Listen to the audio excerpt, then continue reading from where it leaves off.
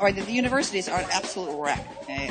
Right now, they're pygmies. I'm telling you, they are passive worms. You, as a man, you cannot possibly know what I'm talking about because you can talk. In a time when more and more students on college campuses are demanding political correctness from those around them, how have faculty responded? Reason TV's editor-in-chief Nick Gillespie sat down with college professor, author, and social critic Camille Paglia at Reason Weekend to talk about that, as well as feminism, Prince's career, Beyoncé's Lemonade album, and more. Let's get started here. Part of what we're talking about this weekend at Reason is kind of the state of the university, and what is the university over as a meaningful place, as a site of new cultural production and knowledge. And we're going to be talking, about students and the way students are controlled. But can you talk a little bit, how do you feel about the state of the university from the professor's point of view? Are professors, particularly in the arts and the humanities and the social sciences, are they bringing what they should be bringing to research universities? The universities are an absolute wreck, right now, because for decades, any graduate student in the humanities who had independent thinking was driven out. There was no way to survive without memorizing all of these stupid bromides with this reverential bowing to these overinflated figures like Lacan, Derrida, Foucault, and so on. And basically, it's been a tyranny in the humanities because the professors who are now of my age, who are the baby boom professors who made their careers on the back of Foucault and so on, are determined that survive. And so you have a kind of vampirism going on. So I've been getting letters for for 25 years since Sexual Persona was released in 1990 from refugees from the graduate schools. So it's been a terrible loss. One of my favorite letters was early on. A woman wrote to me who she was painting houses in St. Louis, and she said that she had wanted a career as a literature professor and had gone into the graduate program in comparative literature at Berkeley. And finally, she was forced to drop out because she said every time she would express enthusiasm for a work they were studying in the seminar, everyone would look at her as if she had in some way created a terrible error of taste.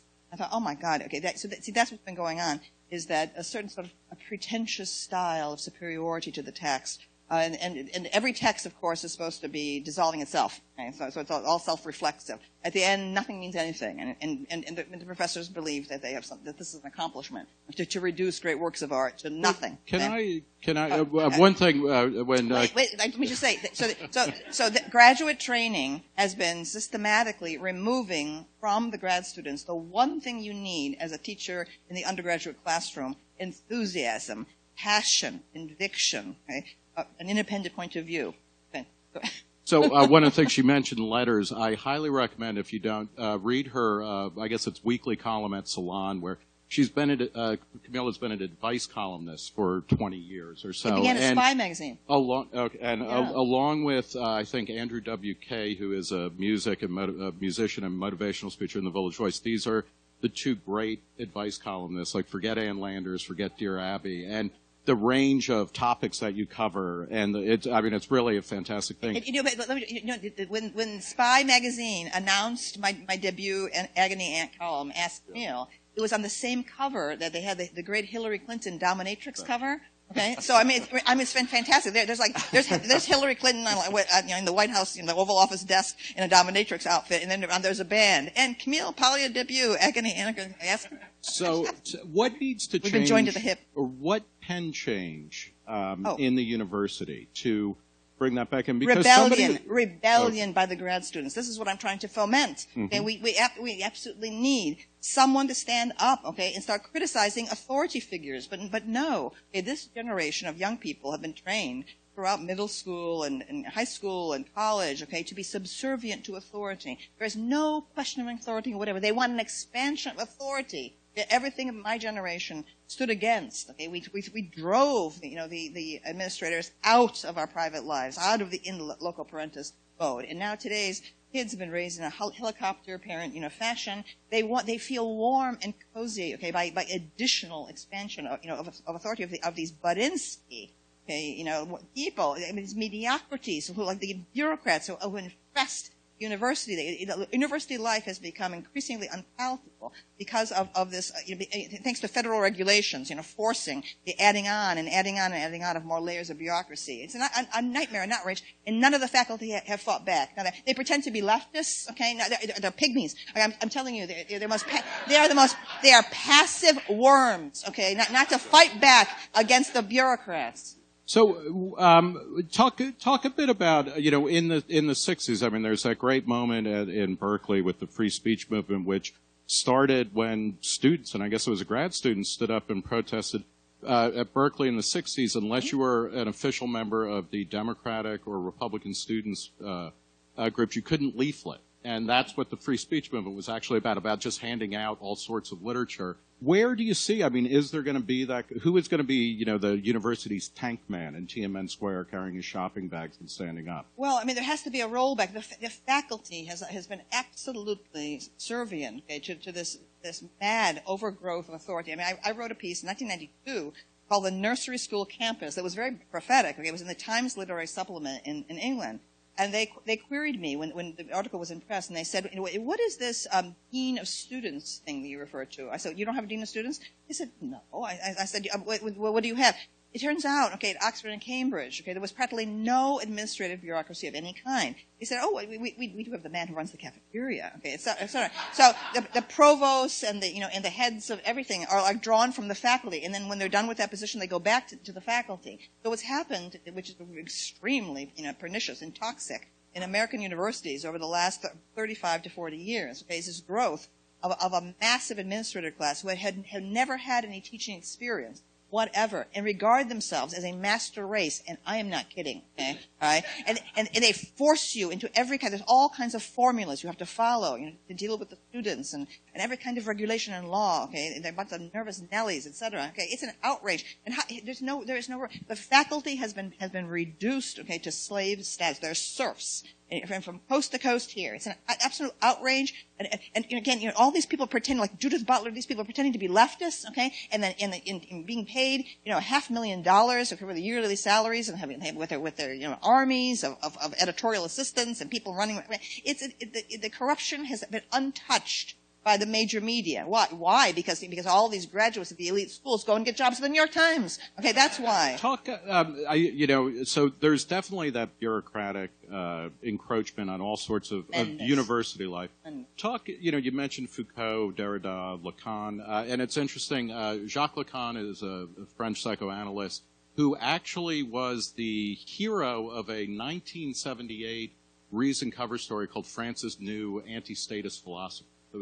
I did not discover that when I was in grad school. I would have loved, it would have made all the Lacanians at SUNY Buffalo cry themselves to sleep to know that Reason had something good about him. But what is, and these are very different guys with different ideas, but what is the kind of overall message or idea that they were giving that has made, do you think that has led to a conformity of thought among professors? Well, the number one error of Lacan, Derrida, Foucault, and so on, okay, is that language structures everything. There is no reality.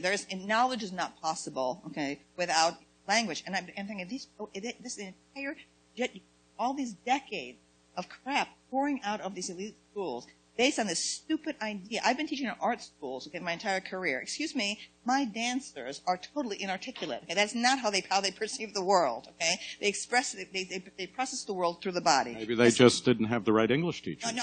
No, that is not how my ceramicists do not process the world.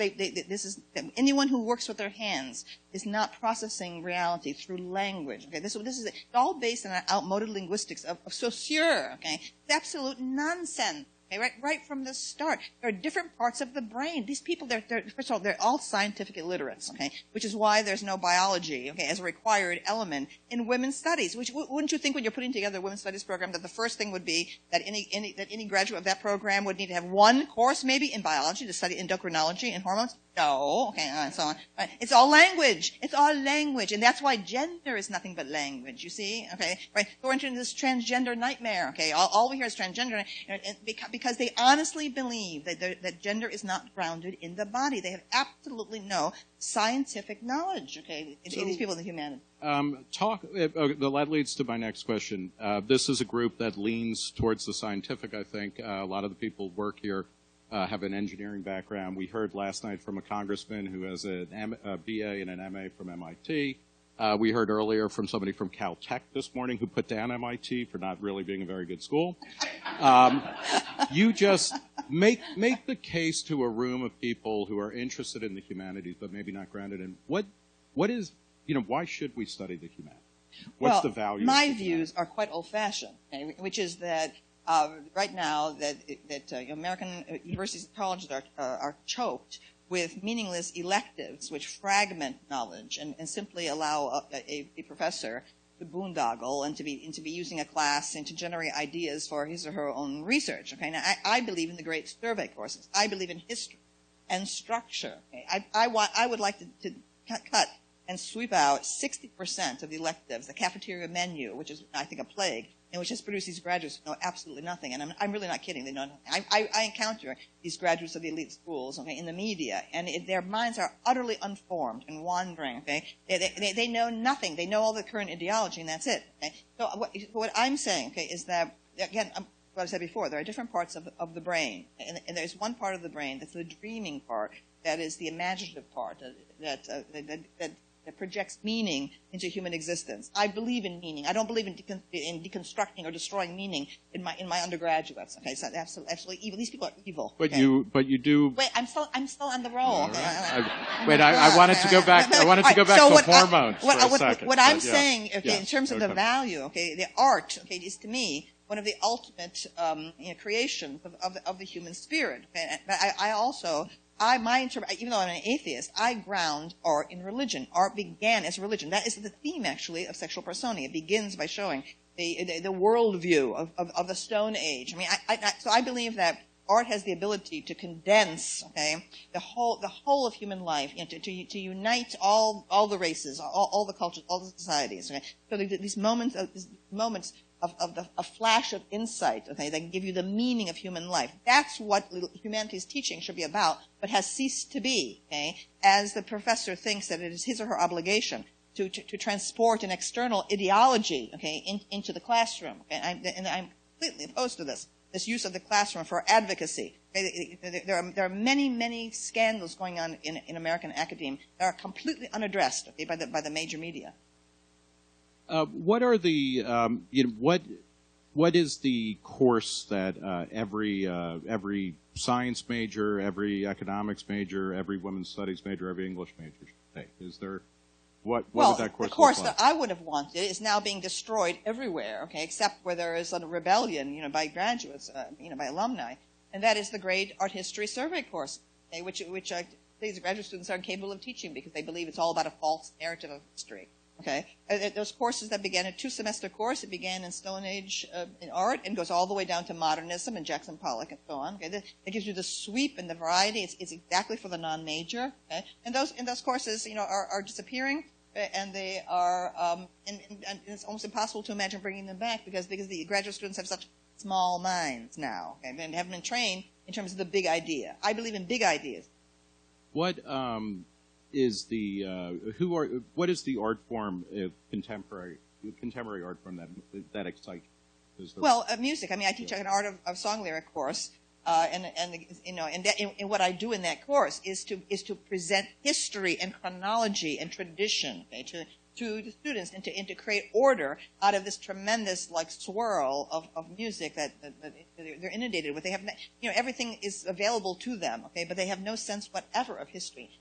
None in any field. I'm saying, okay, they're educated. Their public school education is completely atrocious, okay, and it's a failure to present a history as like a huge thing that relates to us now. And to be clear, I mean, you want to argue about that history, right? You're not preaching that there, or that there is some kind of received history that we should be following as much as there's a timeline, and then let's fight over it. No, not at all. No, I believe in the arts. There's influence. I believe that you can detect influence, okay, and through the generation. And so, like just my last class yesterday, in the Art of Song lyric. Okay, I'm demonstrating how James Brown, gave birth to funk, okay, which gave birth to this, gave birth to that, and here is that you can see this, this cascading of influence. That is a great obsession of mine, to demonstrate the cohesiveness of art history in all its genres. Talk about, you mentioned James Brown, you mentioned funk. Prince just died. Prince is a fascinating character because he's an androgyne. He was unbelievably sexual. He made gestures constantly to the heavens in his lyrics and in his playing, and yet he was also unbelievably filthy as a performer and as a lyricist. What are your thoughts on Prince now that he's no longer Prince living? was the next step from Rick James and funk. Okay, what Prince added to funk. Funk was all about pure sex, pelvic thrust and giant chords, a kind of overwhelming, almost fascist style. And what Prince did to it was make it very intimate, okay, and actually restore tenderness and love, okay, to it. Okay, so you're sexy, but I love you, like that. So on. Right. And the point, what you mentioned, okay, that conflation of sexuality and spirituality is not unique to Prince. It is one of the outstanding elements of African American culture, which I demonstrate in my Art of Song lyrics course. Goes all the way back to West Africa. Okay, and so there's the enormity in the power of the gospel tradition, okay, in African American life, right, and the passion in the soul movement of soul music in the 1960s, where there's a direct transfer of gospel-style singing and themes, okay, into a romantic context. You can see it in Marvin Gaye and then the masterpiece, What's Going On, in 1971, and so on. Right? That's a fusion, okay, that I think is ultimately West Africa.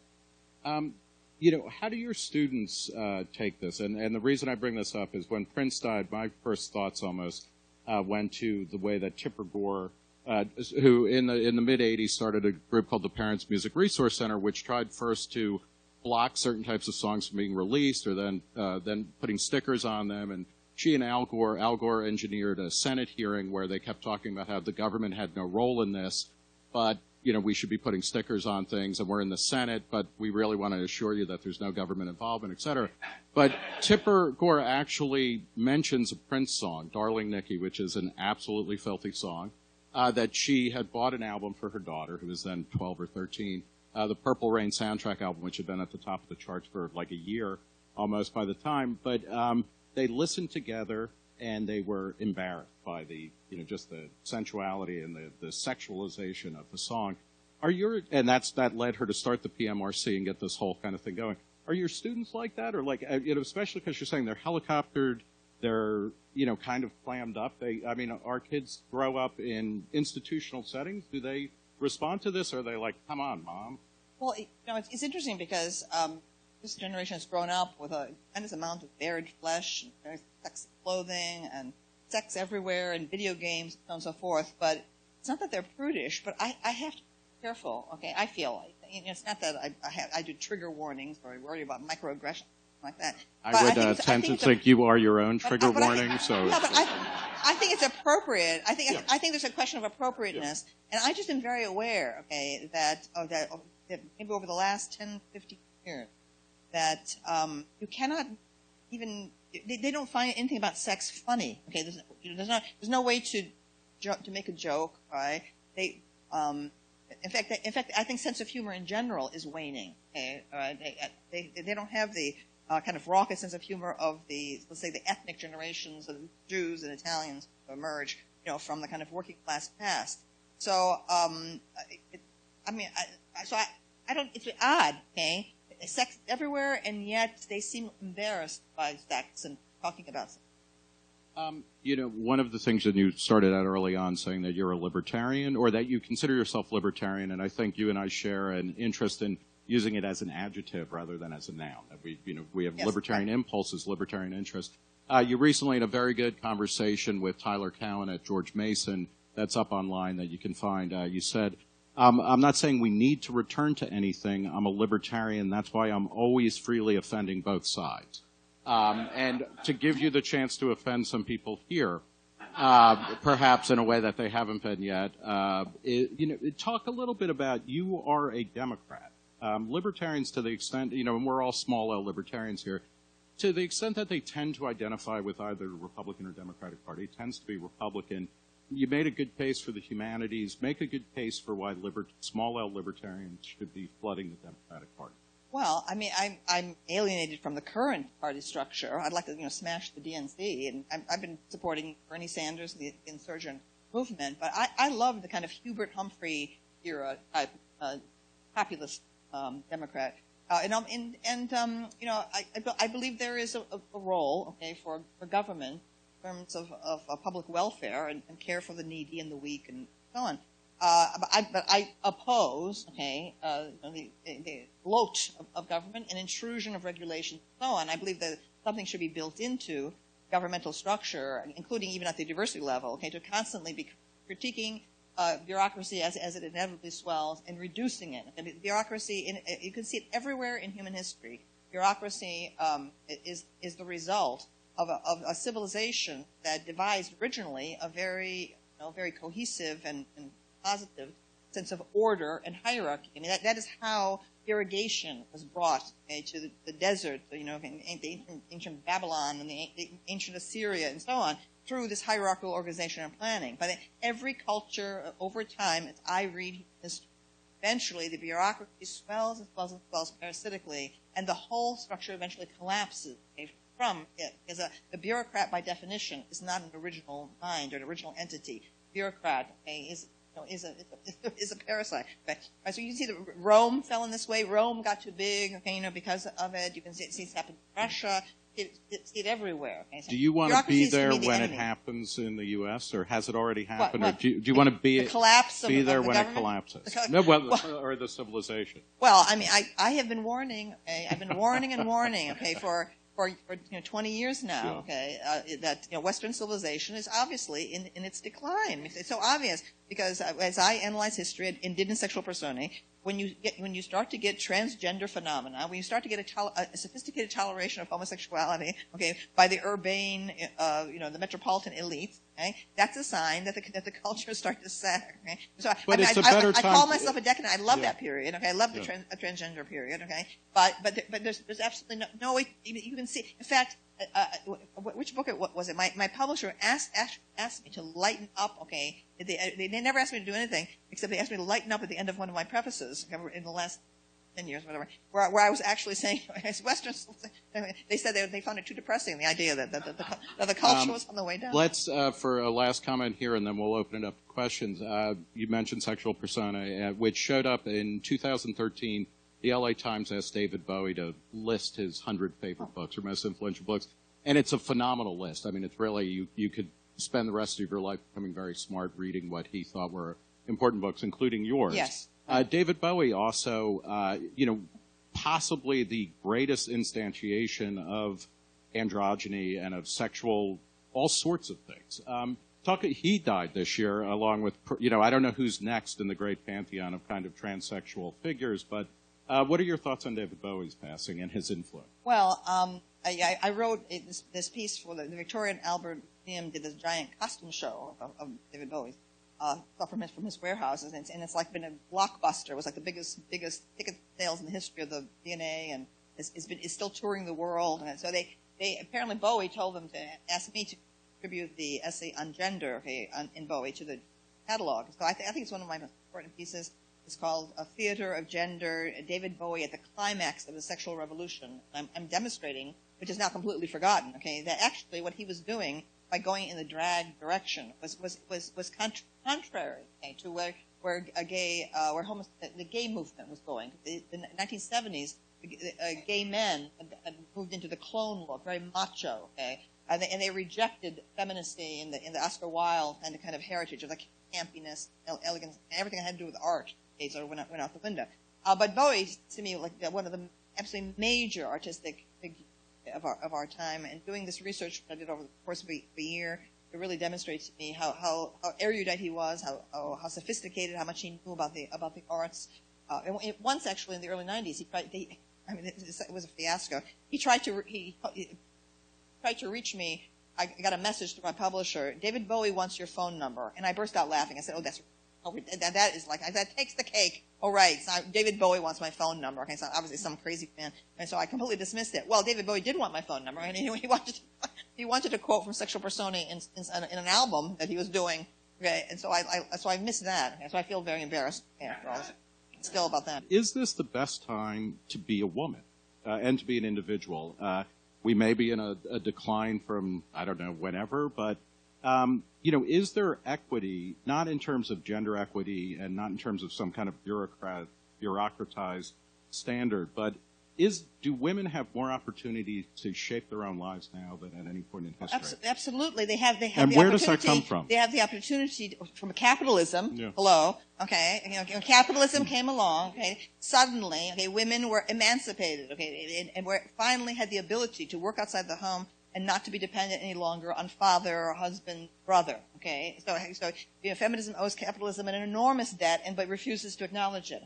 However, okay, yes, women have tremendous opportunities now to shape their own lives and to support themselves in a huge array of professional careers to move into. But there's a tremendous unhappiness.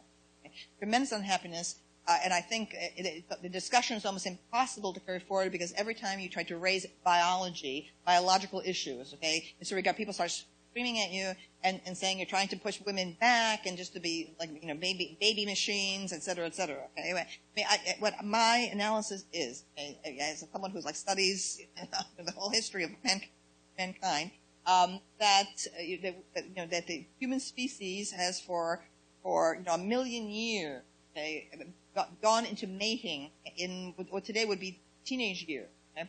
The girls were getting married and having children in their late teens. That's even a little bit late. Okay.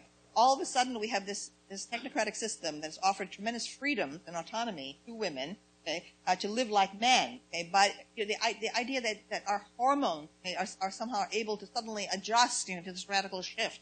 It's like stupid. There's like absolutely no study of it. There's absolutely no discussion of it. I see young women very unhappy. I see professional women extremely unhappy. I feel that now there is this forced feeder going on. A young girl is talented. Okay, she's intelligent. Her parents want the best for her. So she's told, hey, here's the track. You're going to leave high school and you're going to go to college. Okay, and then if you're going to have a professional school, you'll go to professional school and so on. This infinite postponement, okay, of mating, okay, and of settling down. If a young girl says, I don't feel like going to college, to an upper middle class family in Westchester, New York, okay, I don't feel like going to college. I feel like getting married.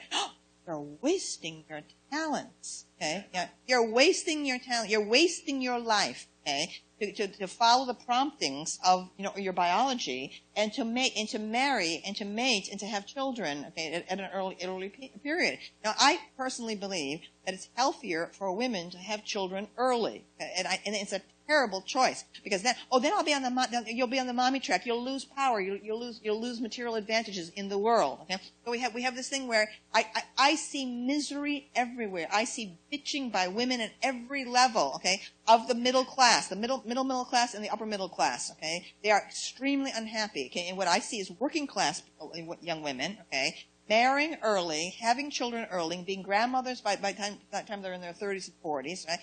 And where I witness this. It's like on the Jersey Shore. I walk along the shore, and I see all these families, working class families, who are at the motels, and they have like a huge multi-generations are on there. I'm going, look at all this. Look at the obvious happiness, okay, of these working class families with all of their children. I tell you, now you're sounding like a nostalgic. This is like watching the movie Titanic. This is what I mean. Okay, immediately the value judgments.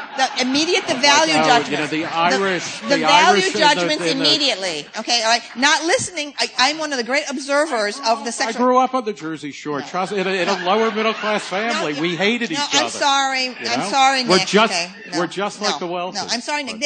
What I'm talking about is absolutely major. Okay, the misery and unhappiness. Okay, of the professional class. I see it everywhere. I go to Brazil. I go to Norway. I go to England. Okay, and so on. And I hear the same complaints. I see the same unhappiness, the same disjunction. Okay, there's tremendous unhappiness in the heterosexual world. Okay, right? We have not adjusted yet. Okay, to women moving into this cold mechanism, okay, this fabulous and productive mechanism that has allowed women to have autonomy and to lead their own lives without dependency, okay? But there are all kinds of biological things that we have no language for, we have no way to measure, okay? And there's a disrespect for it. You see immediately, okay, you want to squelch it, okay? No, it's not, it's not squelching. Right. I'm disagreement is not squelching. As a man, you cannot possibly know what I'm talking about because you can talk. You are a man. That much I'll grant you. You are a man, okay? A star, a superstar man, okay? Sometimes nevertheless, I feel like a man. What is your take on Beyonce and Lemonade, her visual album? I haven't seen it, okay, yet, but all I've seen is the publicity about it. But to me, it looks extremely overblown. I find it very vulgar, okay, to be when you have a child to be advertising, your that child's father's infidelities. I think that it's gross, okay, grotesque, in fact. I think she's extremely talented, but I regard her as over the top. Okay? What do you mean by over the top? She's incredibly talented, but her singing style is gotten megalomaniacal. Okay, all right, which superstars do. They get into that mode. Barbra Streisand got into it. Okay, at a certain point, and like floated off the empyrean. Compared to the wonderful skill, and subtlety of Streisand's early phrasings, and so on.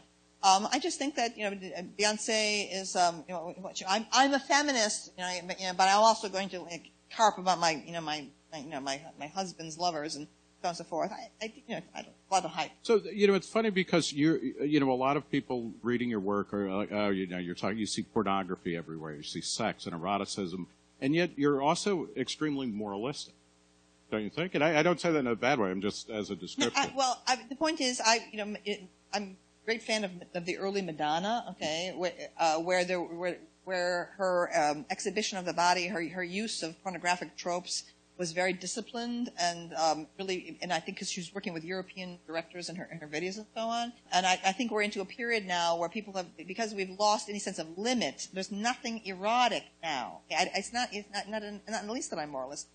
I adore a truly erotic pornography, but it's not being made now. Okay, really the most erotic period was that moment when the Hollywood studio system was breaking down. And you had Marilyn Monroe, okay, who was straining at the limits of it and so on. And you have Elizabeth Taylor in Butterfield 8, which is practically my canonical work, okay, as a high-class call girl in Manhattan. She couldn't die quick enough. So, spoiler alert, she couldn't die quick enough in that movie. Right, and of course she has to drive off a cliff at the end or to be killed and so on. All right, but so I mean, I think to get true eroticism, there have to be limits, okay, all right, and when anything goes, there's nothing erotic is left, and that's what we're left with now.